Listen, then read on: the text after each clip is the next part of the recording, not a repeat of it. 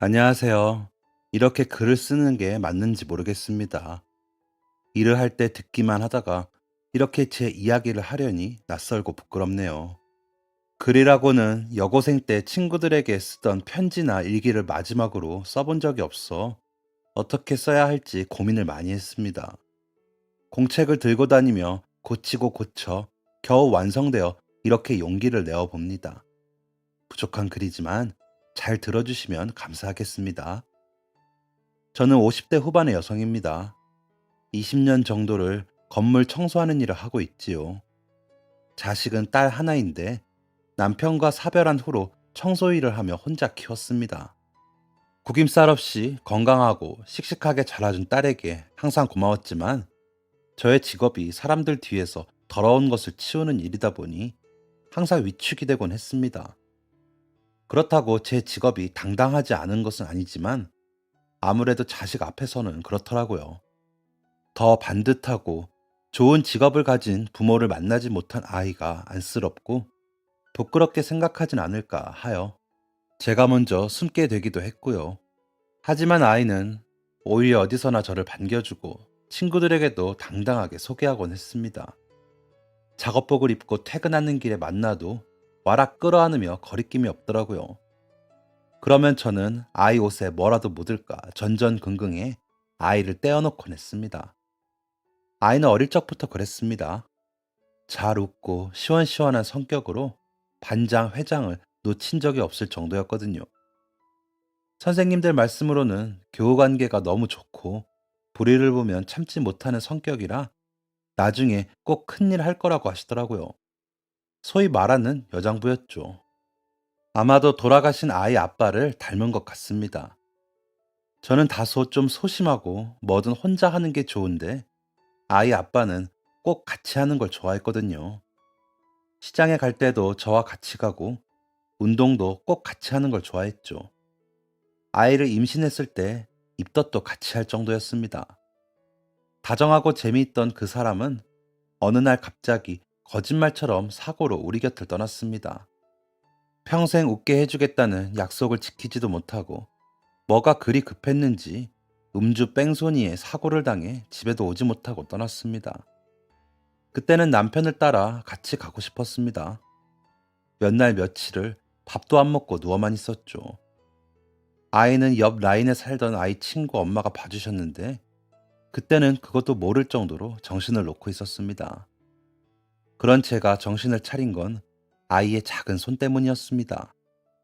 화장실을 가려고 일어나려는데 제 손을 꼭 잡고 누워 제 곁에 잠든 아이를 보자니 내가 정신 차리지 않으면 이 아이는 어떻게 하나 싶더라고요. 남편을 꼭 닮은 이 아이를 잘 키워서 나중에 남편을 만나 고생했다는 말을 듣고 싶기도 했고요. 그래서 우리 딸 때문에 정신을 차리고 일어나 밥을 먹었습니다. 꾸역꾸역 입안으로 밥을 밀어넣으며 구역질이 나기도 했지만 억지로 삼켰습니다. 살아야 했으니까요. 그리고 다음 날 아이를 챙겨 학교에 보내고 일자리를 찾아 무작정 동네 시장으로 갔습니다. 일자리를 찾는 일은 생각보다 어려웠습니다. 당장에 다가올 각종 공과금 내는 날과 아이 학교 준비물 챙길 생각에 마음이 조급했습니다.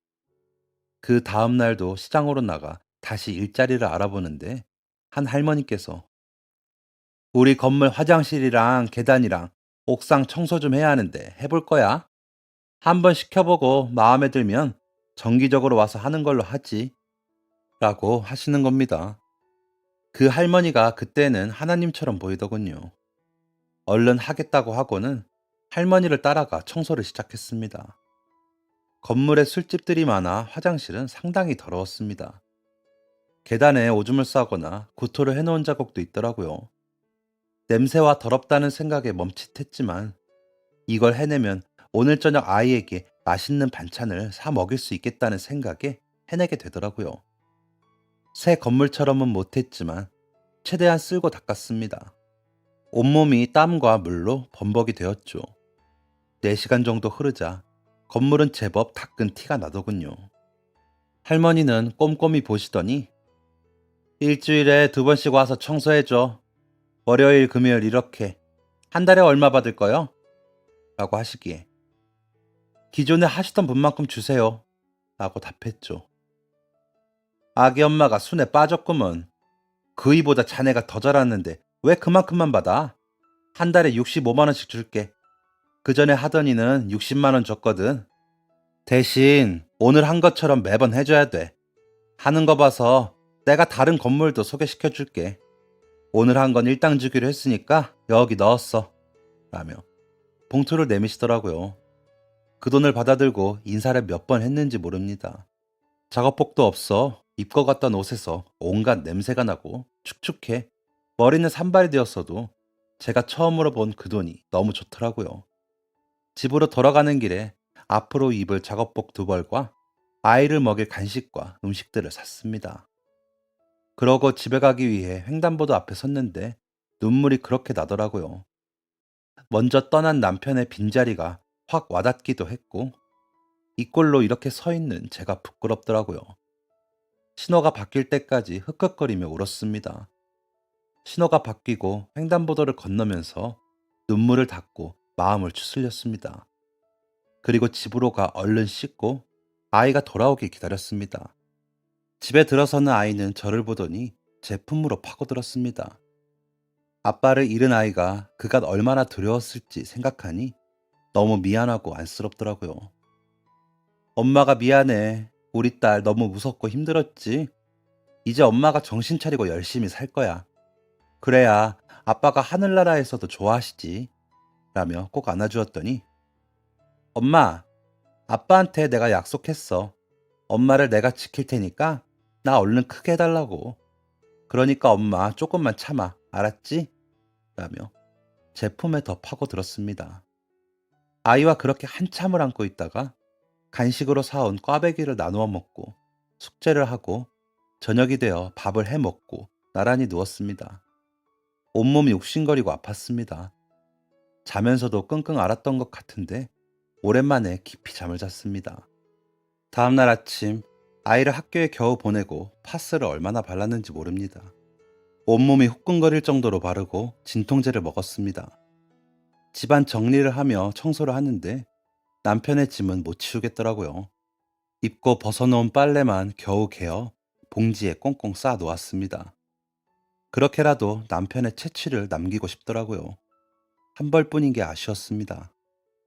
아마 남편이 그런 저를 봤다면 그러게 부지런도 정도껏 하라니까 라며 웃었겠죠. 그 생각이 드니 그 옷봉지를 끌어안고 웃고 있더라고요. 남편의 짐을 한쪽 옷장에 정리를 해두고 나니 아이가 학교에서 돌아왔더라고요. 씩씩거리며 나타난 아이의 얼굴에 상처가 있어 깜짝 놀랐습니다. 엄마, 아빠가 하늘나라에서 우리 지켜보는 거 맞지? 라며 눈물이 글썽거리기에 그럼 왜 무슨 일 있었어? 라고 묻자 우리 반 남자애가 이제 아빠 없다고 죽으면 다 끝이라고 그러잖아. 그래서 싸웠어. 라며 엉엉 울더라고요. 그런 아이에게 무슨 말을 해야 할지 몰라 가만히 안아주는 수밖에 없었습니다. 그러면서 아이 아빠가 없는 현실이 다시 한번 다가오더라고요. 이 아이의 상처를 보드담고 잘 키우려면 제가 단단해져야겠다는 생각이 들었습니다. 다시 한번 다짐을 했습니다. 무슨 일이 있어도 우리 딸을 위해 남편 목까지 살겠다고 말이죠. 하지만 삶이란 놈은 그렇게 녹록하지 않더군요. 아무리 크게 결심을 했어도 번번이 힘에 부쳤습니다. 청소일은 하면서 기술도 생기고 시간도 단축되며 늘었지만 몸에 익히기란 쉽지 않았거든요. 처음에 건물 청소를 맡겨주셨던 할머니는 정말 약속대로 주변의 다른 건물들도 소개해 주셨습니다. 그러다 보니 주말 빼고 일주일 내내 일이 생겼습니다. 한 달 수입도 좋아졌지요. 200만 원 정도 벌게 되니 한 달 벌어 한 달 먹고 살더라도 저축이란 걸 할 수 있더라고요. 일이 고되면 고된 대로, 쉬우면 쉬운 대로 남편이 그리웠습니다. 처자식 먹여 살려보겠다고 종종거리며 애만 쓰다가 갑자기 떠나버린 안쓰러운 사람. 얼마나 힘이 들었을까 생각이 들어 미안한 마음이 들었습니다. 진작 알아주고 고맙다는 말이라도 해줄 걸 하는 후회도 했지요. 그래서 더 열심히 일했습니다. 남편에게 미안한 만큼 딸아이를 더 잘 키우겠다고 다짐하면서요. 하고 싶다는 것 다 시켜주지는 못해도 부족하게만은 키우지 말자고 저를 담금질 해가며 몸을 움직였습니다. 아이는 그런 제 마음을 아는지 더 씩씩하게 자라줬습니다. 엄마! 하며 절 부르는 그 목소리가 제게는 그 어떤 노랫소리보다 감미롭고 달았습니다. 그렇게 감사하면서도 고된 달콤하지만 지치는 날들이 세월이 되어 흘렀습니다. 아이는 어느새 초등학교를 졸업하고 중학생이 되었죠. 밝은 미소로 교복을 입고 집을 나서는 아이의 뒷모습에 기특하고 대견한 생각이 들어 눈물이 나더라고요. 그렇게 아이는 티 없이 잘 자랐습니다. 그 조차만으로도 감사했습니다. 하루는 제가 일을 하고 작업복 그대로 시장을 보고 있는데 어디선가 익숙한 목소리가 들리더군요. 아이가 친구들과 우르르 몰려 어디론가 향하더라고요. 아는 체를 하려다 작업복을 입고 있는 제 자신이 깨달아지더군요. 얼른 몸을 숨겼습니다. 아이가 눈치채지 못하게 몸을 숨기고 아이들이 지나가길 기다렸습니다. 아이는 두리번거리며 뭘 찾는가 싶더니 이내 제 친구들과 섞여 웃으며 가더군요. 혹시나 눈이라도 마주칠까 노심초사하며 가슴이 두근거리는 게 온몸이 울리는 것 같아 흔들렸습니다. 아이들의 말소리가 지난 지 한참이 지나서도 저는 그 자리를 벗어나지 못했습니다. 그러다 다시 아이들이 돌아 나올까 도망치듯 집으로 향했습니다. 집에 도착해 작업복을 세탁기에 넣고 욕실에 가서 씻는데 괜히 부하가 올라왔습니다.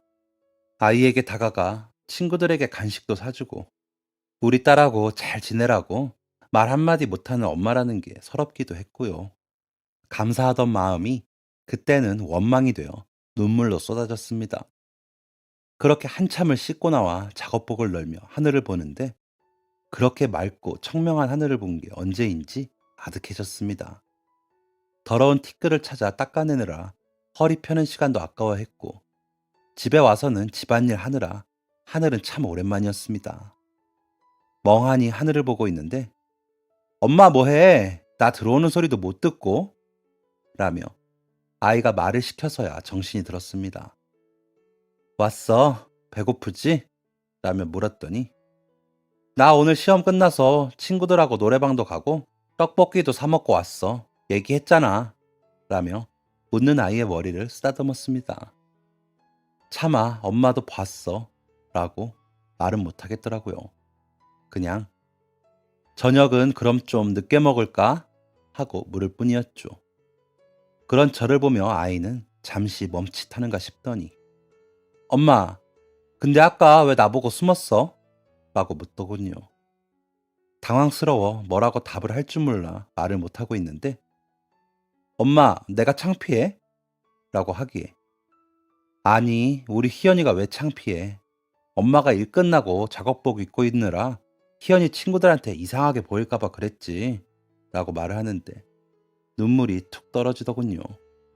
아이는 그 눈물을 가만히 바라보더니 엄마, 엄마가 어떤 모습이어도 엄마는 엄마야. 왜 딸을 보고 숨어? 나 좀 서운했어. 그런데 엄마가 무슨 사정이 있겠지 싶어서 그냥 갔어. 다음부터는 그러지 마. 라며 제 눈물을 닦아주더라고요. 그런 아이에게 별다른 말도 못하고 고개만 끄덕였습니다. 치밀어 오르던 부하와 원망은 다시 잠잠해지며 감사함으로 바뀌었습니다. 이런 기특한 아이가 제 딸이라는 게 너무 감사하고 행복했습니다. 괜히 아이를 끌어안고 TV를 봤습니다. 시험 공부한다고 방에서 공부만 하던 아이가 시험 끝났다고 간만에 TV를 보더라고요. 그래서 그간 못했던 살부침을 실컷 하고 싶더라고요. 아이는 그런 저를 함께 끌어안으며 아무 일이 없다는 듯이 이런저런 얘기들을 해가며 TV를 봤습니다. 노래방에서 친구 누가 노래를 어떻게 했고 떡볶이를 너무 많이 시켜서 배가 아플 때까지 먹으며 친구들과 웃느라 힘들었다는 이야기를 하며 웃는 아이의 얼굴이 너무 예뻤습니다. 그날 밤 잠든 아이의 얼굴을 보고 아이 방에서 나와 베란다에 나와 소주를 마시며 하늘을 봤습니다. 다음 날이 주말이라 늦잠을 잘 거라며 자는 아이의 얼굴이 어른거리며 웃음이 났습니다. 하늘은 아까와는 다르게 어두웠지만 어릴 적 동화책에서 봤던 하늘처럼 구름이 보일 정도로 달이 밝게 떴더라고요. 하늘을 보면서 처음으로 소원을 빌어봤습니다. 제발 우리 딸과 저 이대로만 행복하게 해달라고요. 아이가 무탈하게 잘 자라고 제가 그 곁에서 보탬이 될 수 있게만 해달라고 빌고 또 빌었습니다. 하늘에 있는 우리 남편이 이런 저를 보고 기특하다고 칭찬해 주길 바라면서요. 항상 사람 좋게 웃어줬던 그 사람이 계속 그렇게 웃고 있기를 바라기도 했고요. 다음날 아침 아이가 깨워 겨우 일어났습니다. 원체 술이 약해 한 잔만 마셔도 온몸이 빨개지고 잠이 쏟아지는 사람인데 소주 한 병을 다 비우고 잠이 들었더라고요. 온몸이 욱신거리고 머리가 아팠습니다. 아이는 엄마는 술도 못 마시면서 왜 술을 마셨어? 아빠 냄새나. 라며 웃더군요. 그런 아이를 끌어안고 코에 숨을 불며 아빠 냄새가 기억이 나? 엄마는 다 잊어버렸는데. 라고 하자 아이는 어떻게 잊어버려? 난 다 기억나. 아빠가 술 먹고 와서 나 자는 줄 알고 와서 볼 비비던 냄새랑 똑같은 냄새나. 라며 눈을 내리깔고 있더라고요. 심장이 저릿하며 아파졌습니다. 저만 남편이 그리운 게 아니구나 싶어 마음이 먹먹해지더라고요. 아이는 가만히 저를 보더니 밥 먹자. 오늘 아침은 내가 차릴게.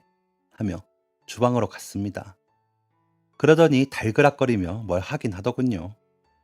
그런 아이의 뒷모습을 보며 두통약을 찾아 먹고 식탁에 앉아 밥이 차려지길 기다렸습니다. 그날이 아이가 제게 차려준 첫 식사였습니다. 간간히 뭔가 챙겨주긴 했지만 그렇게 상을 차려주긴 처음이었거든요. 속이 안 좋기는 했지만 한 톨도 남기지 않고 다 먹었습니다. 그리고 또 빈둥거리다 낮잠을 잤습니다. 자고 일어나니 아이가 엄마, 우리 산책 갈까?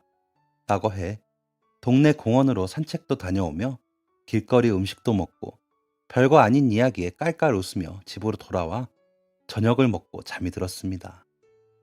다음 날에는 일찍 일어나 남편이 계신 곳에 다녀왔습니다.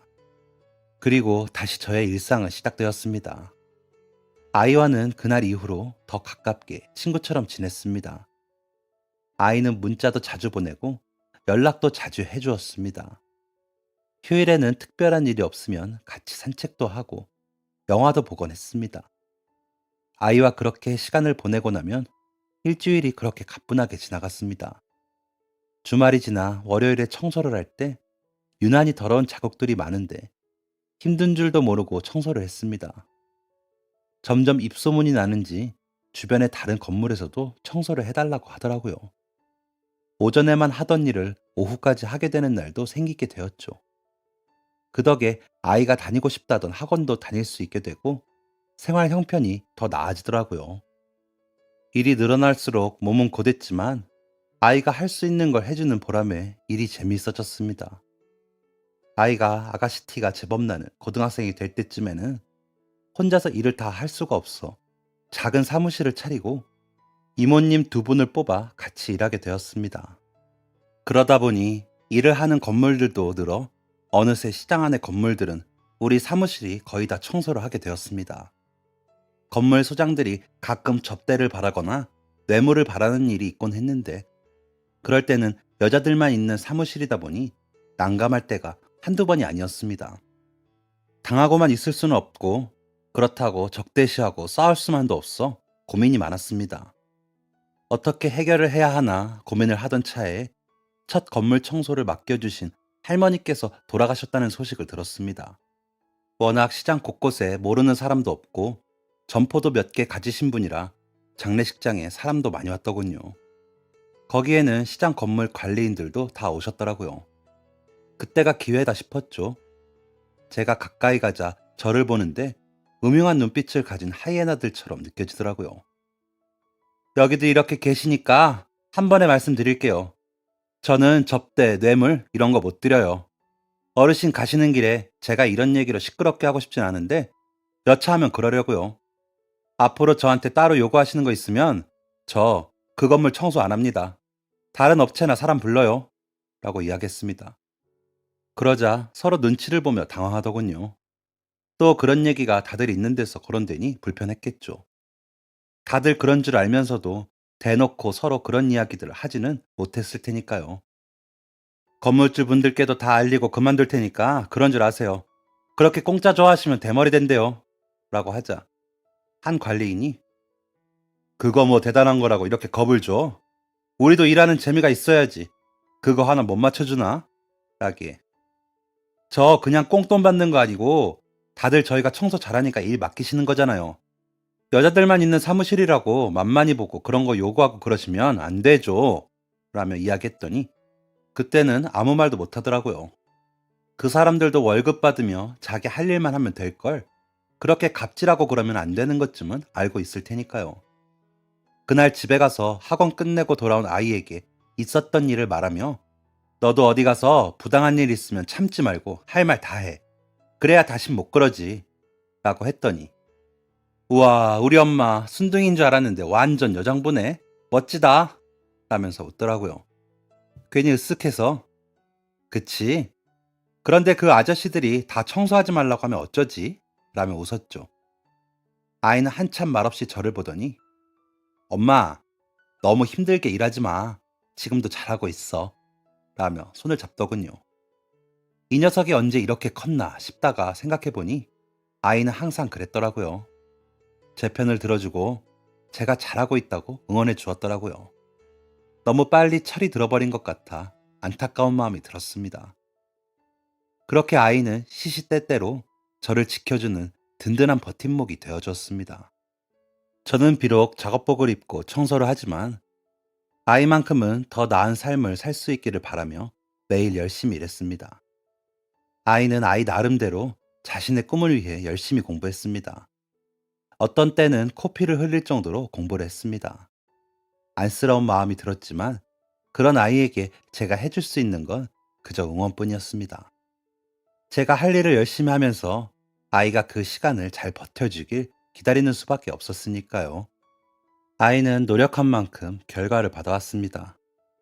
그 결과를 받기까지 얼마나 노력했는지 알았기에 잘했다는 말보다 수고했다는 말이 먼저 나오더군요. 그러자 하루는 엄마는 왜 더 잘하란 말 안 해?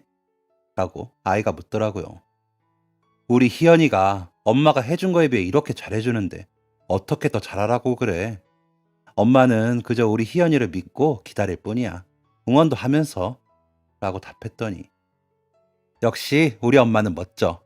난 우리 엄마 같은 사람이 될 거야. 라며 웃더라고요. 고맙더라고요. 그렇게 후하게 평해줘서요. 그런 아이를 위해 저는 더 열심히 일을 했습니다.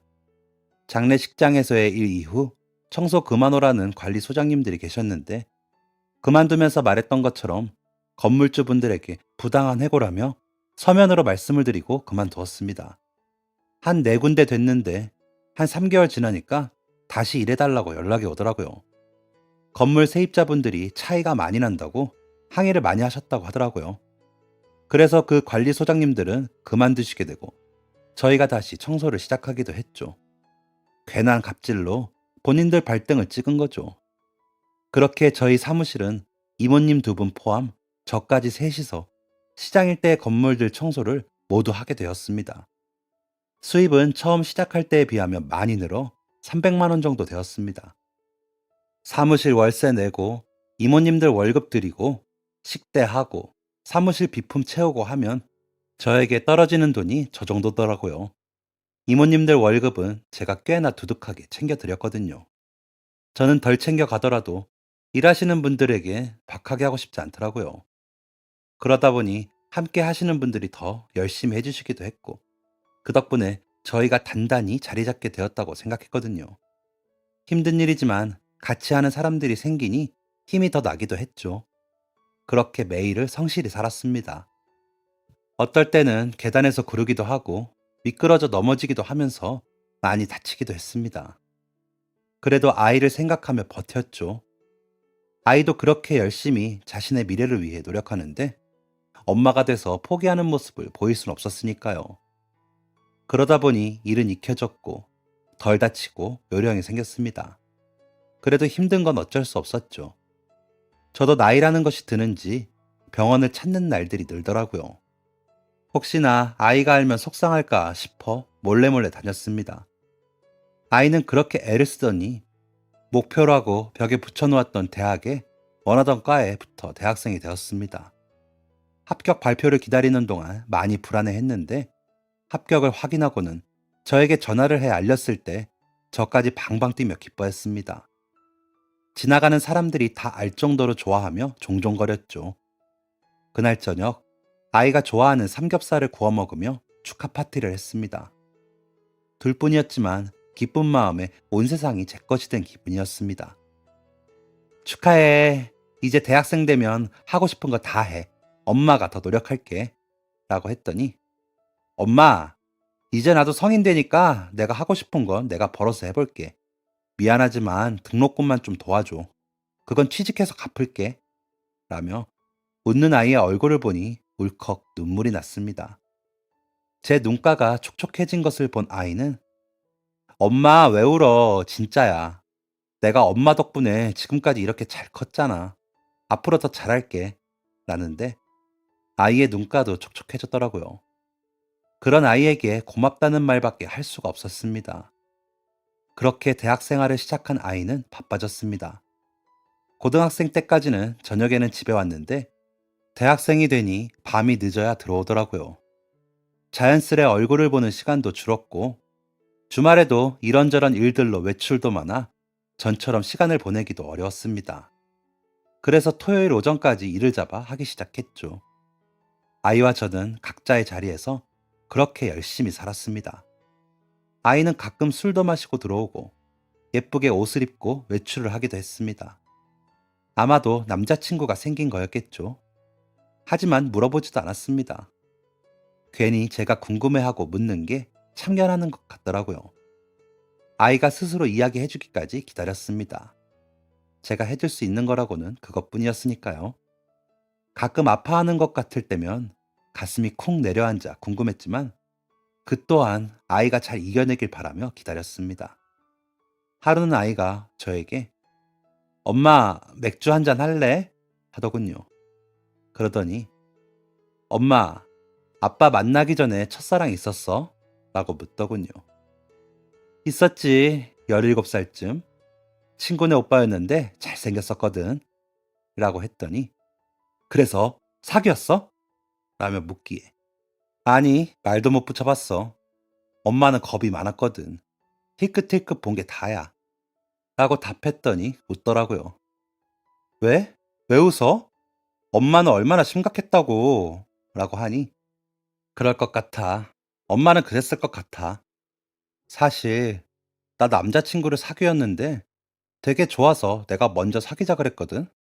근데 얼마 전에 차였어. 내가 너무 당차서 벅차대. 참나. 라며 눈물을 글썽이더라고요. 그래서 어머, 걔 누군지 되게 후지다. 요즘 세상에 우리 희연이 같은 애가 흔한 줄 안다니. 그래서 그냥 보내줬어? 라고 했더니 그냥 울었어. 근데 이게 처음 헤어져 봐서 그런 것 같아. 다음엔 안 이러겠지? 라며 억지로 웃더라고요. 안타깝게도 아닐걸. 다음엔 더 아플 수도 있지. 후련할 수도 있고.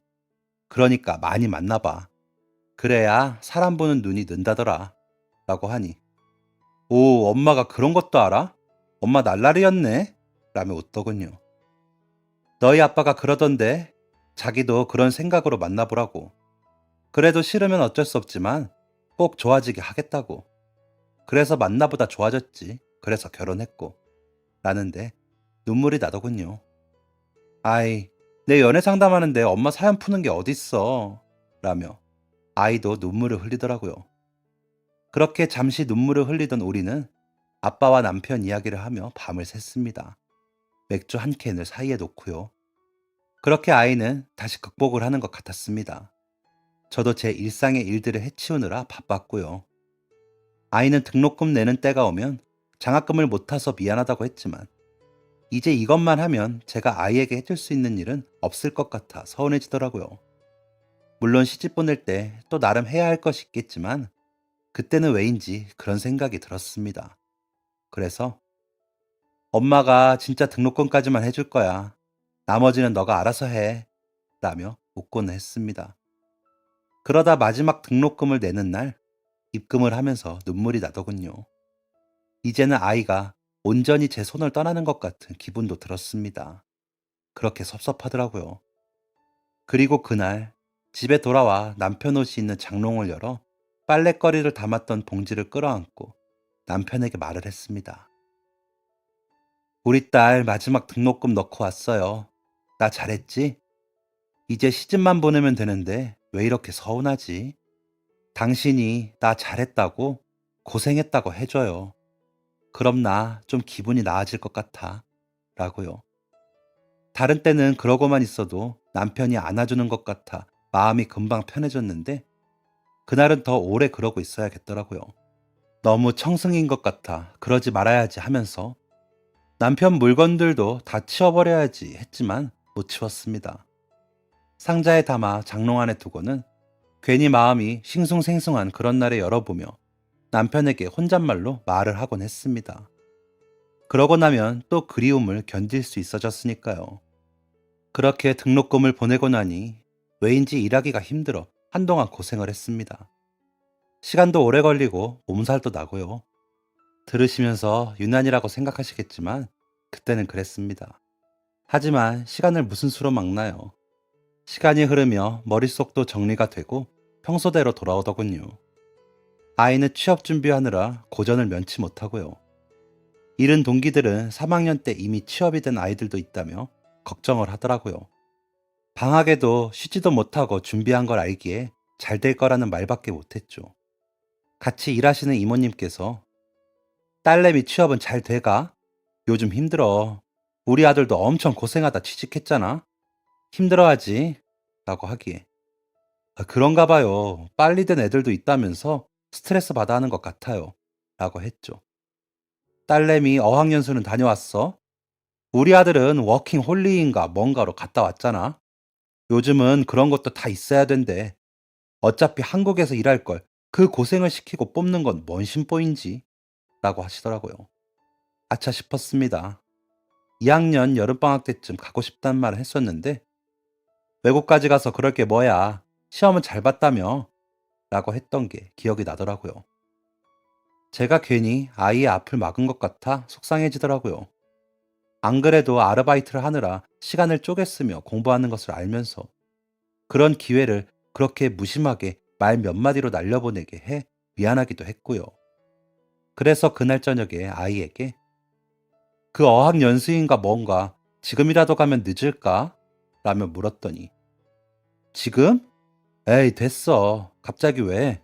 라기에 아니 이모님이 이야기하시는데 그 집 아들도 그래서 취직이 됐다고 하기에 엄마가 그때 말할 때 보내줄 걸 미안해 라고 했더니 막 깔깔 웃더니 엄마 그런 거 아니야. 아이고 뭐 어학연수도 있으면 좋겠지.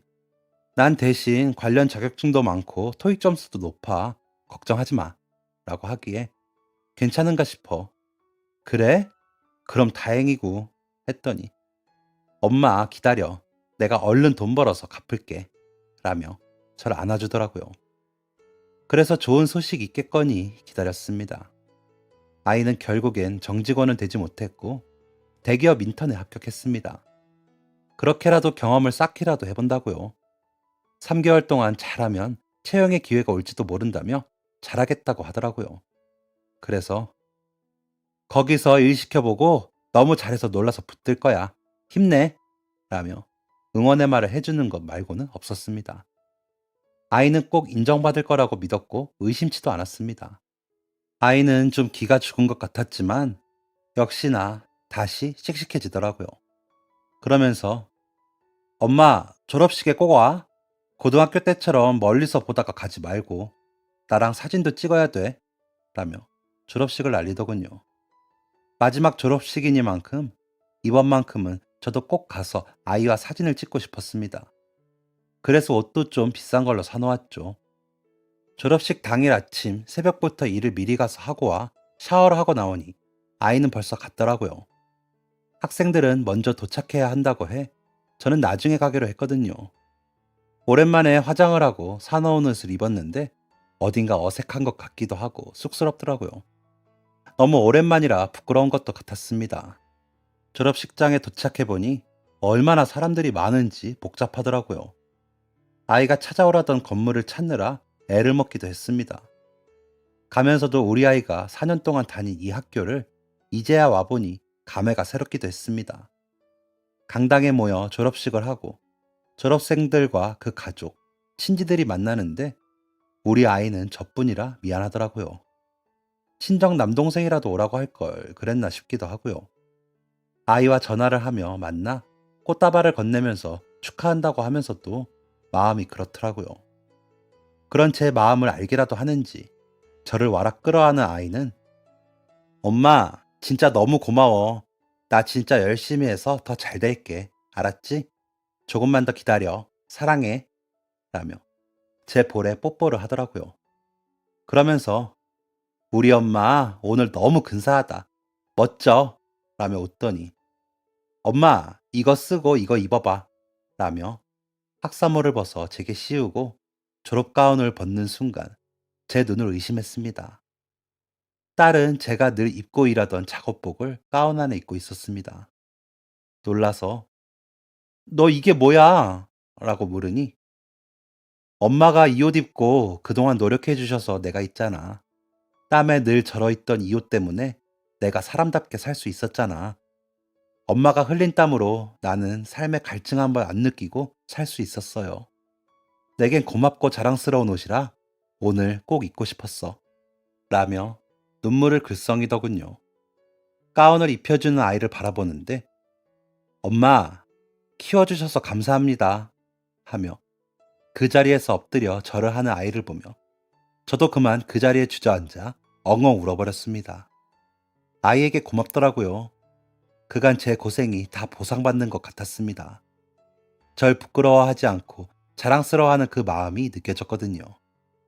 사진 찍어주기 위해 기다리던 딸 친구들도 사정을 들었는지 같이 눈물을 짓더니 야, 빨리 찍어. 어머니 화장 다 지워져. 라며 사진을 찍게 일으켜 세워주더라고요. 둘 다 눈물 범벅이 되어 사진을 찍고 친구들에게 고맙다고 인사를 하고 있는데 한 중년의 남성이 오시더니 왜 이 옷을 입고 졸업식에 왔어요? 라고 물으시더라고요.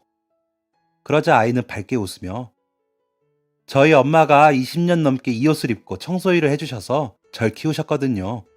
감사한 마음을 어떻게 표현을 할까 하다가 엄마가 자랑스럽다는 걸 표현하고 싶었습니다. 저희 엄마 대단하시죠? 라며 대답을 하더라고요. 그 중년의 남성은 가만히 저와 딸아이를 보시더니 명함을 한 장을 주시면서 연락하라고 하시더니 사라졌습니다. 명함을 받은 아이는 눈이 휘둥그레해지더니 엄마, 행복몰산 회장님이시래. 여기 나 최종 면접까지 갔었는데 웬일이야? 라며 놀라더라고요. 그렇게 대단하신 분이 우리 아이에게 명함을 주셨다는 게 놀라웠습니다. 졸업식을 마치고 아이와 집으로 손을 잡고 돌아오면서 엄마를 창피해하지 않아줘서 고마워 라고 했더니 엄마, 난 단 한 번도 엄마가 부끄러웠던 적이 없어.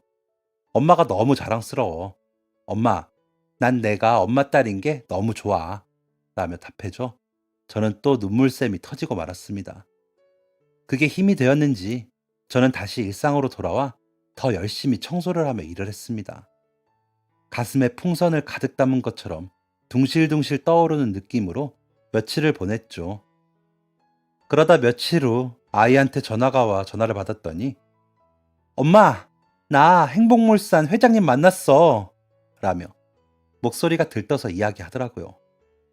아, 그래. 뭐라고 하시던?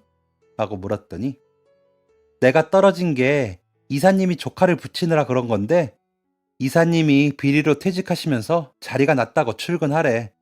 아니면 공부 더 하겠냐고 물으시던데?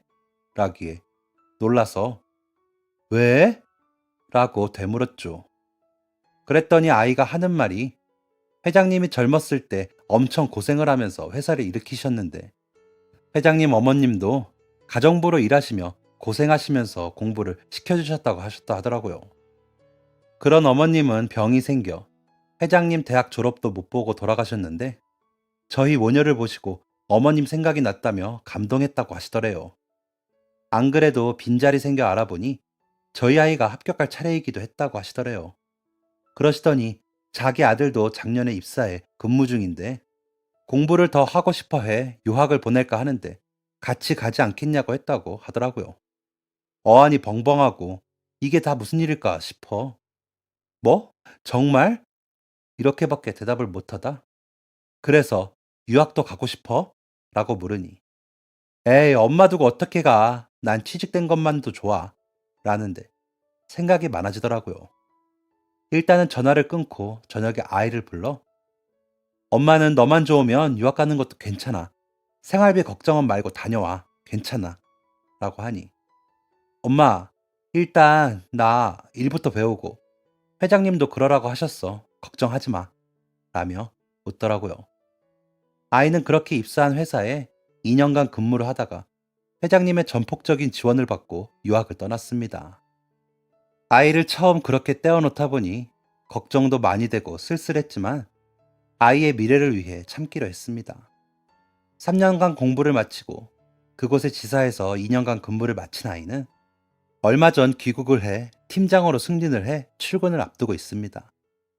회장님이 생활비며 유학비용을 모조리 다 대주신 터라 저는 음식 정도만 붙이는 정도였습니다.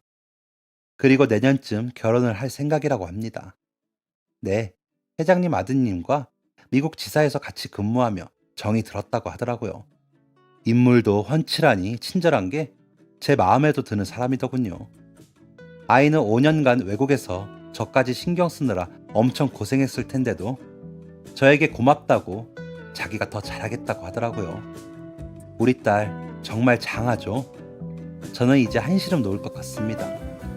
이제는 아이가 행복하기만을 바라면서 또 제 삶을 살아야겠지요. 기특한 우리 딸이 더 잘되고 행복하기를 이 채널을 들으시는 모든 분들이 기도해 주시면 감사하겠습니다. 안녕히 계세요. 지금까지 사연 들어주셔서 감사합니다. 사연이 재밌으셨다면 구독과 좋아요를 눌러주세요. 감사합니다. 안녕히 계세요.